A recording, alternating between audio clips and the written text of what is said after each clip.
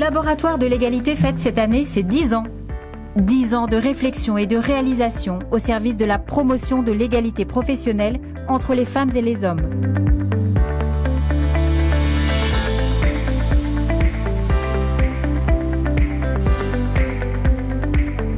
Pendant lequel le laboratoire de l'égalité a poursuivi ses 3 missions. Rassembler les acteurs et les actrices de l'égalité, élaborer des propositions concrètes à destination des décideurs publics et privés et diffuser une culture de l'égalité dans l'opinion publique. Une belle histoire que nous avons choisi de vous raconter ainsi. Au tout début, ce sont 5 personnes, puis rapidement une cinquantaine, qui décident de prendre position publiquement pour accélérer le mouvement de l'égalité femmes-hommes et, contexte électoral aidant, élabore tout un ensemble de mesures concrètes à présenter aux candidats et candidates à l'élection présidentielle. Ce pacte pour l'égalité est devenu depuis la marque de fabrique du laboratoire de l'égalité et un vecteur important de diffusion de ses idées. L'une des propositions phares du pacte de 2012, un gouvernement paritaire, voit le jour après l'élection. Le laboratoire de l'égalité lance dans la foulée une campagne publicitaire nationale sur le thème de l'invisibilité des femmes dans l'entreprise. Des visuels et un slogan choc. Les femmes, on continue de s'asseoir dessus ou on change pour de bon?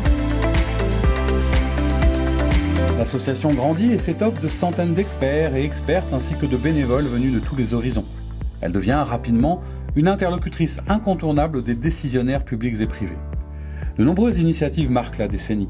La création de la collection Égal à Égal, 17 ouvrages publiés avec les éditions Belin, et l'élaboration de plusieurs pactes et guides sectoriels ou thématiques, le pacte pour une intelligence artificielle égalitaire ou le guide égalité pour les TPE-PME par exemple.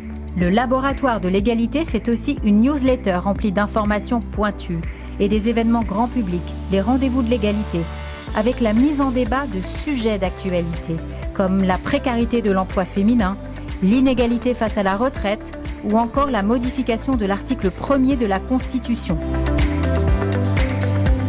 Si le bilan est dense, le nouveau cycle qui commence s'annonce tout aussi riche car les projets et les envies ne manquent pas.